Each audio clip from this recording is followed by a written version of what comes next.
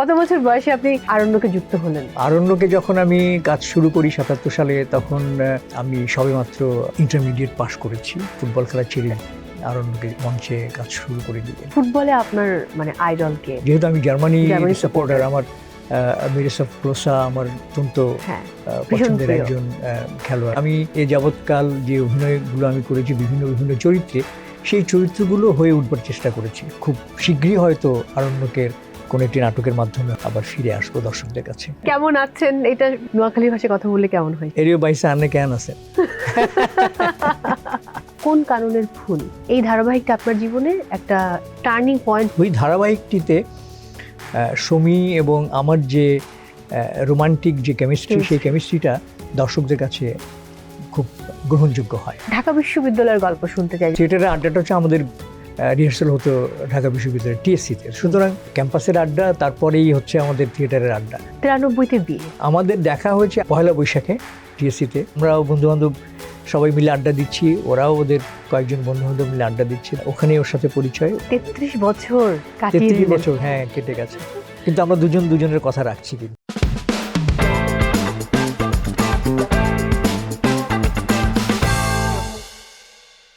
প্রিয় দর্শক, সবাইকে ওয়েলকাম করছি আইসিসিএল প্রেজেন্টস টিবিএস স্পটলাইটের সঙ্গে রয়েছে মৌ। Welcome to ICCL. ICCL is ready to elevate your experience, be it a socio-cultural celebration, a corporate event, or any special gathering, making each moment truly memorable.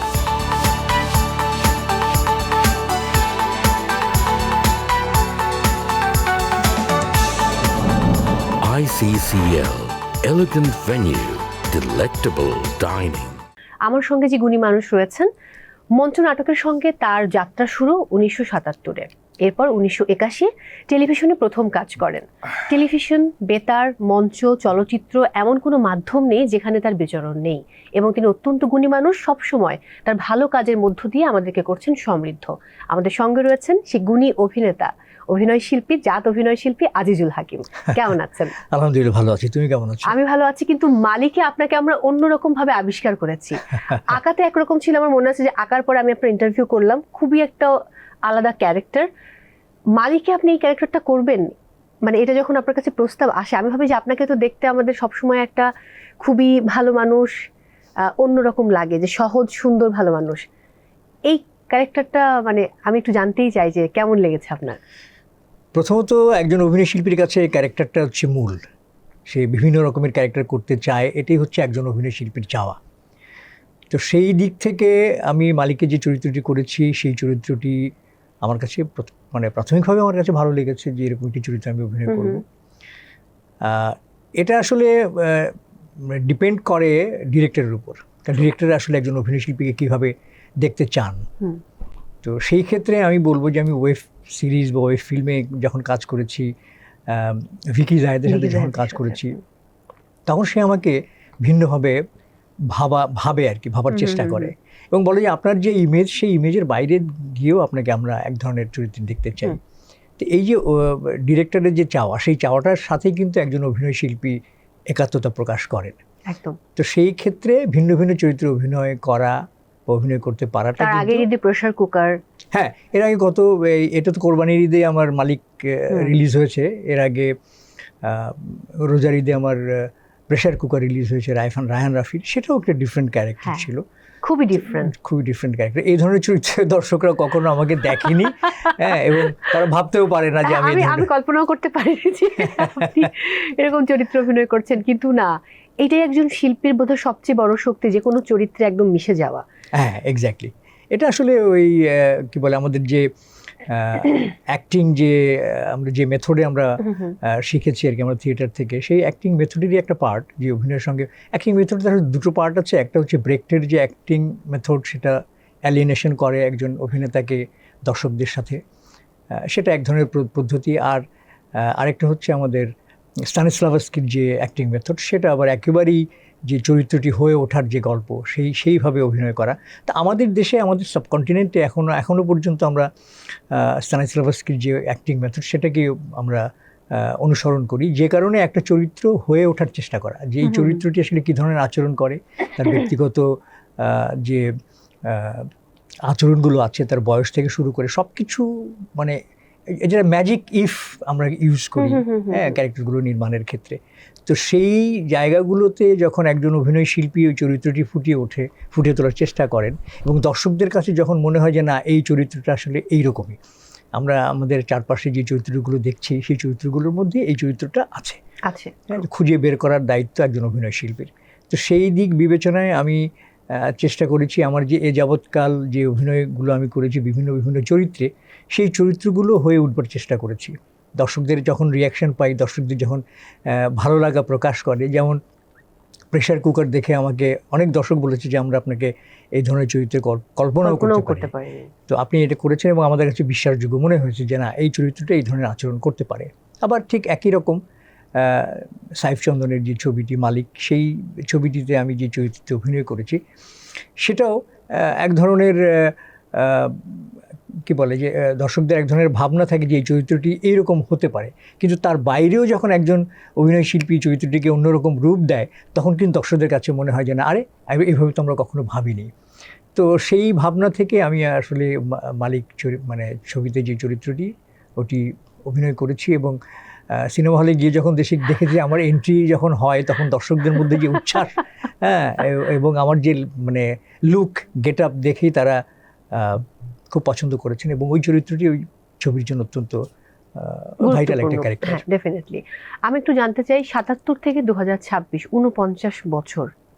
আমি হিসেব করিনি কখনো। হ্যাঁ না, আমি এটা ভাবছিলাম তাহলে বয়স কত হবে, কত বছর বয়সে আপনি আরণ্যকে যুক্ত হলেন? শোনো, প্রশ্নের উত্তর হচ্ছে যখন প্রশ্ন আমাকে এখন করে মানুষ যে বয়স কত, আমি বলি দেখায় যত। একটা মানুষকে যখন তার অবয়বে যখন যা দেখায় এবং মানুষ যখন সাসপেক্ট করে যে তার বয়স এরকম হতে পারে, সেটাই কিন্তু তার বয়স। হ্যাঁ, এটা কিন্তু আর বয়স হচ্ছে সংখ্যা, এই সংখ্যা তো একদম মানুষ অতিক্রম করে যায়। তো আরণ্যকে যখন আমি কাজ শুরু করি ৭৭ সালে, তখন আমি সবেমাত্র ইন্টারমিডিয়েট পাশ করেছি। সেই সময় আমি হঠাৎ ফুটবল খেলা ছেড়ে দিয়ে আরণ্যকে মঞ্চে কাজ শুরু করে দিই আর কি। ফুটবল খেলাটা কেন ছাড়লেন? কোনো ইনজুরি ছিল?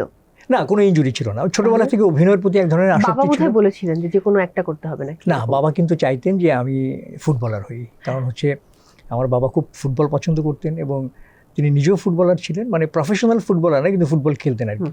তো সেই ভাবনা থেকে উনি চাইতেন যে আমার ছেলে একজন ফুটবলার হোক। তিনি তো প্রকৌশলী ছিলেন। তো উনি আমাকে উৎসাহ দিতেন সবসময়। আমার ফুটবলের জন্য আমার যত প্রয়োজনীয় জিনিসপত্র এগুলো সব তিনি নিজ দায়িত্বে আমাকে দিতেন, এবং তিনি সবসময় কল্পনা করতেন যে আমি একজন তারকা ফুটবলার হব। আমি ফার্স্ট ডিভিশন ফুটবল খেলেছি 2 বছর, কিন্তু ওই তারকা ফুটবলার হয়ে ওঠেনি, কারণ হচ্ছে যে আমি খেলাটা কন্টিনিউ করিনি, চলে আসলাম থিয়েটারে। ফুটবলে আপনার মানে আইডলকে বা কাকে আপনি সবচেয়ে বেশি ভালোবাসেন? ফুটবলে আমাদের দেশে তো আমরা যখন ফুটবল খেলা দেখি সেই সময়টাতে তো আমাদের দেশে অনেক তারকা ফুটবলার ছিলেন। যেমন আমি দেশে বাইরে জানতে চাচ্ছি, বোধ দেশে এবং দেশের বাইরে। দেশের বাইরে তো আমার যেহেতু আমি জার্মানি সাপোর্টার, আমার মিরোস্লাভ ক্লোসা আমার অত্যন্ত পছন্দের একজন খেলোয়াড়, টপ স্কোরার বিশ্বকাপে। হ্যাঁ, কিন্তু এটাকে আবার এই মেসি ছুঁয়ে ফেললে ব্রেক করবে, জানি না কি হয়, এমবাপ্পেও ব্রেক করবে আই থিংক। দেখা যাক। এরা ওয়ার্ল্ড ফুটবলে তো এরা আসলে তারকা। আমাদের দেশে তখন ছিলেন সালাউদ্দিন ভাই ছিলেন আমাদের আইডল, আমাদের এনায়েত ভাই ছিলেন আইডল, আসলাম ভাই ছিলেন আইডল, এরকম অনেকেই ছিলেন আমাদের আইডল। বাহ, দারুণ। তাহলে এমন বলতে পারি আমি যে অভিনয় শিল্পী না হলে আজিজুল হাকিম ফুটবলার হতেন যদি আপনি লেগে থাকতেন? হয়তো হতে পারতাম। বাবার একটা স্বপ্ন, এটা একটা ব্যাপার। তো যখন আরণ্যকে আপনি জয়েন করলেন এবং ভাবলেন যে আপনি অভিনয়টাই করবেন, তখন বাবার মন্তব্য কি ছিল? বাবা প্রথম একটু মন খারাপ করেছিলেন যে ফুটবল ছেড়ে তুমি অভিনয় শুরু করলে, এটা তো অনেক স্ট্রাগলের একটা পথ। তো এই জায়গাটায় মানে আমি কতটুকু সফল হব সেই বিষয়ে তার একটা দ্বিধা ছিল, যে তারপরেও তিনি আমাকে ওইভাবে কখনো বাধা দেননি। বলছি ঠিক আছে, তোমার যেটা করতে ভালো লাগে, করতে চাও সেটাই করো, কিন্তু পড়াশোনাটাকে কখনোই তুমি হেলাফেলা করা যাবে না। পড়াশোনাকে কন্টিনিউ করে রেখে তারপর তুমি থিয়েটার করো, কোনো অসুবিধা নেই। পরবর্তী সময় আমি দেখেছি যে আমি রিহার্সেলে গেলেও আব্বা আমাকে তার গাড়িতে করে আমাকে রিহার্সেলে পৌঁছে দিতেন। আমার নতুন নাটক হলে পরে উনি মঞ্চে এসে আমার নাটক দেখতেন। দারুণ। হ্যাঁ, এবং একটা সময়ে আমি আব্বার মধ্যে ওই প্রতিক্রিয়াও দেখেছি যে আমি অভিনয় করি, আমাকে মঞ্চে দেখা যায়, আমাকে টেলিভিশনে দেখা যায়, এটা তার কাছে ভালো লাগে। খুব স্বাভাবিক। বাবা কখনো এমন দেখেছেন যে আপনার পরিচালনায় কোনো নাটক যখন মঞ্চে নির্দেশনা দিচ্ছেন? না, আমার পরিচালনায় কোনো নাটক আব্বা দেখতে পারেননি। আব্বা সম্ভবত, আব্বা তো মারা গেছেন 2003, না আব্বা দেখেছেন। হ্যাঁ, আমার প্রথম নাটক যেটা ডিরেকশন দিয়েছি মঞ্চে, পাথর, সে নাটকটি আব্বা দেখেছেন। সেটার আবার অনুভূতিটা কিন্তু অন্যরকম, যে আমার ছেলে অবশ্যই। ডিরেকশন হ্যাঁ, দিচ্ছে। হ্যাঁ, সেটা তো এক ধরনের, মানে তার কি বলবো, তার যে স্যাটিসফ্যাকশনটা, হ্যাঁ, সেটা কিন্তু তার চোখে মুখে আমরা দেখেছি। আর মায়ের গল্প যদি জানতে চাই? মা সবসময় প্রশ্রয় দিয়েছেন আমি যাই করি। শুধু আমার ব্যাপারে না, আমি দেখেছি যে আমার ভাই বোন সবার ব্যাপারেই মা খুবই উদার। হ্যাঁ, ছেলেমেয়েরা যে যা করতে চায় তিনি পরিবারের ওই জায়গাটা থেকে উনি সবসময় সাপোর্ট করতেন। এবং কখনো কখনো বাবা যদি শাসন করতেন তাহলে মা দাঁড়িয়ে যেতেন যে না, এইভাবে ওকে শাসন করা যাবে না।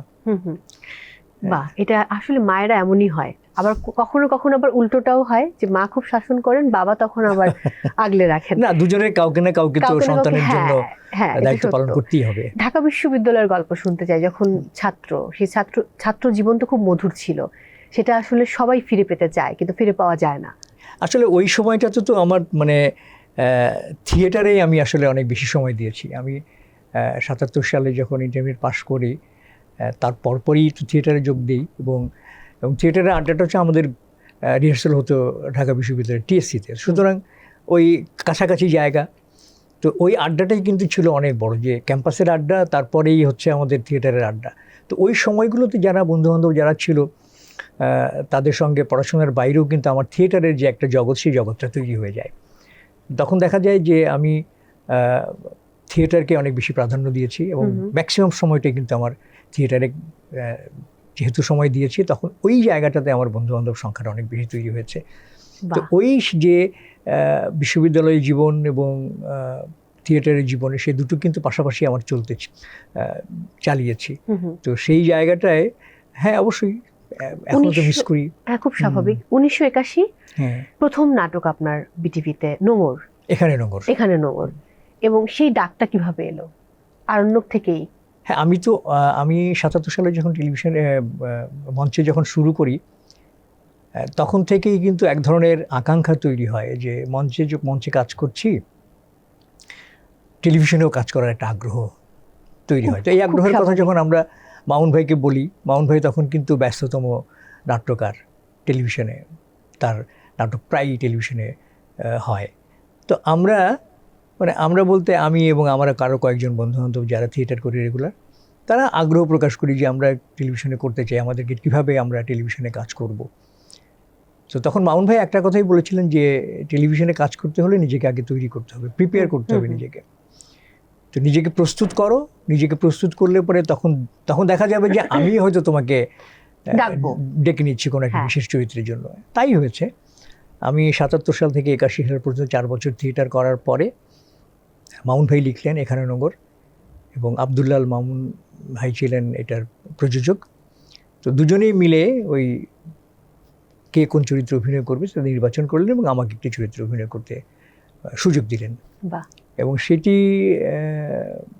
মানে কি বলবো, যে ওই নাটকের প্রত্যেকটা চরিত্রই আসলে খুব গুরুত্বপূর্ণ চরিত্র ছিল, এবং প্রত্যেকটা চরিত্রের কথা দর্শকরা কিন্তু এখনও বলেন।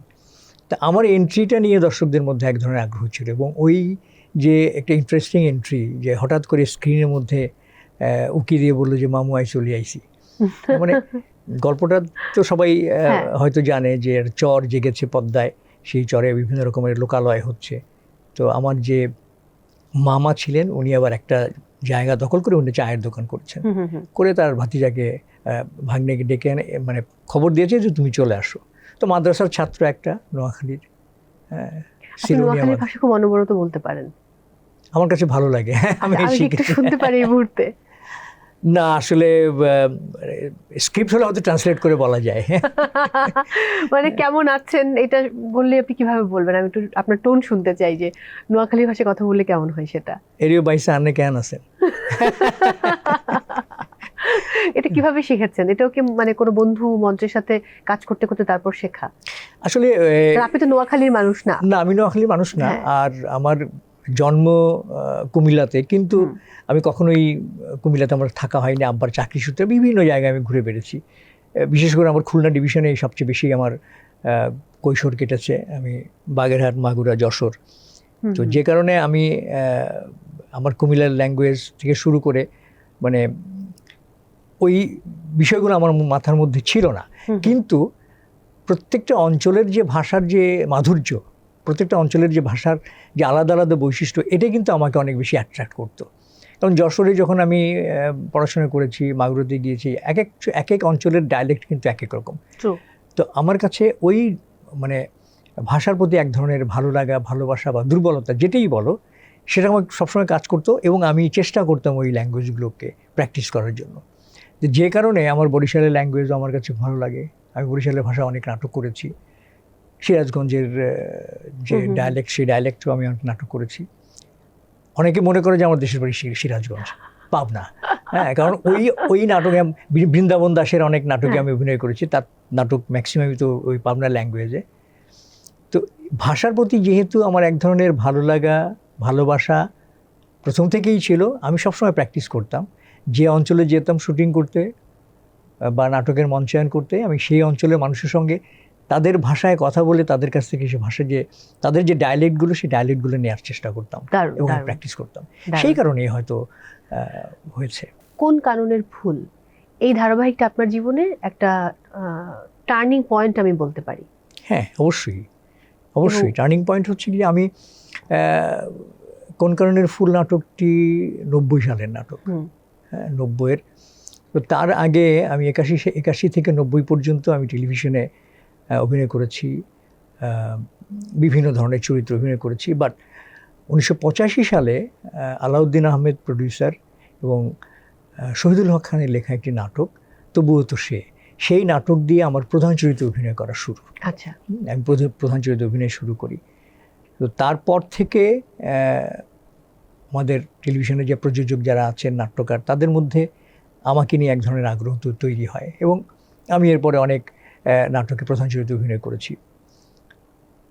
তো 1990 সালে যখন ইমদাদুল হক মিলন এই সিরিয়ালটি লিখলেন এবং ফখরুল আবিদিন দুলাল ভাই এই নাটকটির প্রযোজক ছিলেন, তারা অলি চরিত্রের জন্য আমাকে নির্বাচন করলেন এবং আমার সহশিল্পী হিসেবে শমী কায়সারকে তারা নির্বাচন করলেন। এবং ওই ধারাবাহিকটিতে শমী এবং আমার যে রোমান্টিক যে কেমিস্ট্রি, সেই কেমিস্ট্রিটা দর্শকদের কাছে খুব গ্রহণযোগ্য হয়।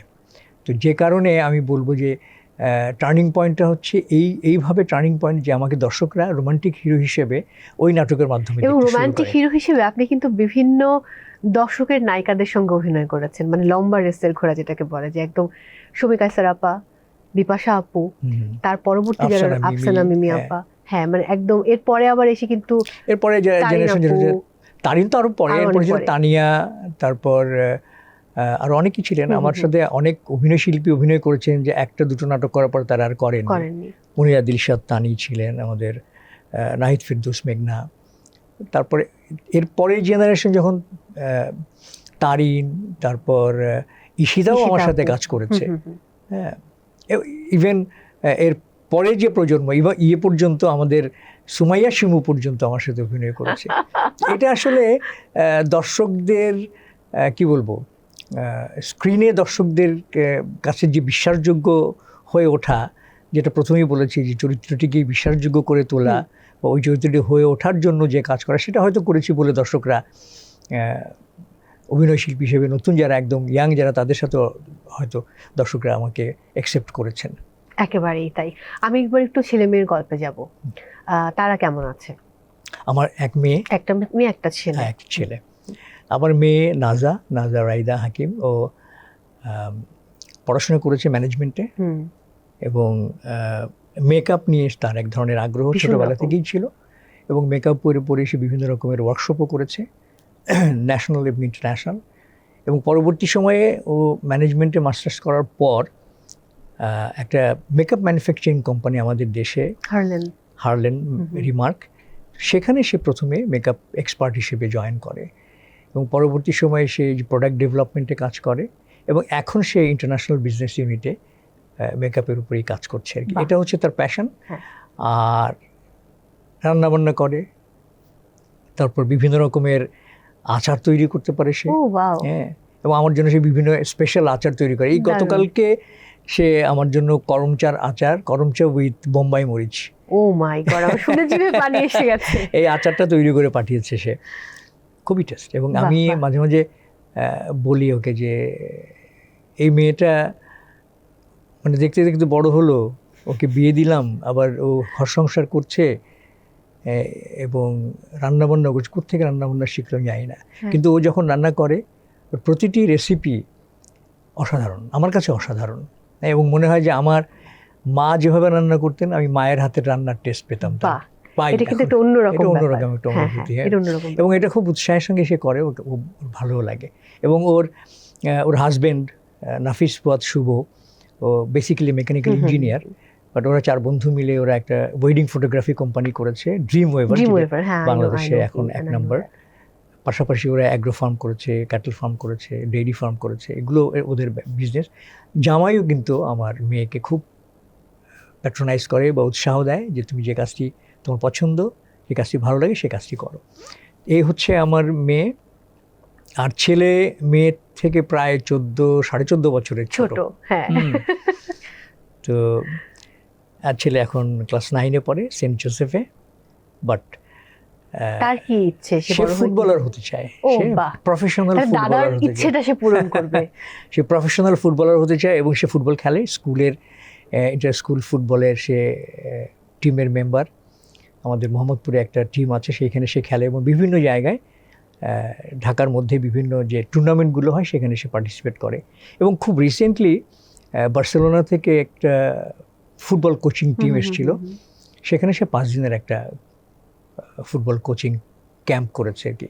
তো তার ভিশন হচ্ছে যে সে একজন প্রফেশনাল ফুটবলার হতে চায় এবং তার প্রিয় খেলোয়াড়দের মধ্যে অনেক খেলোয়াড় আছে যাদের নাম আমি নিজেও জানি না।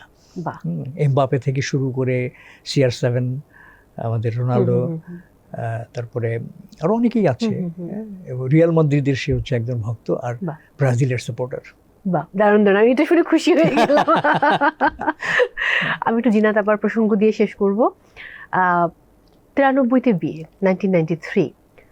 দুজনের যোগসূত্র তো হয়েছিল আরণ্যক থেকে। আরণ্যক থেকে ঠিক বলা যাবে না, আচ্ছা, কারণ হচ্ছে যে আমাদের আড্ডাই ছিল ঢাকা ইউনিভার্সিটির কেন্দ্রিক, TSC কেন্দ্রিক।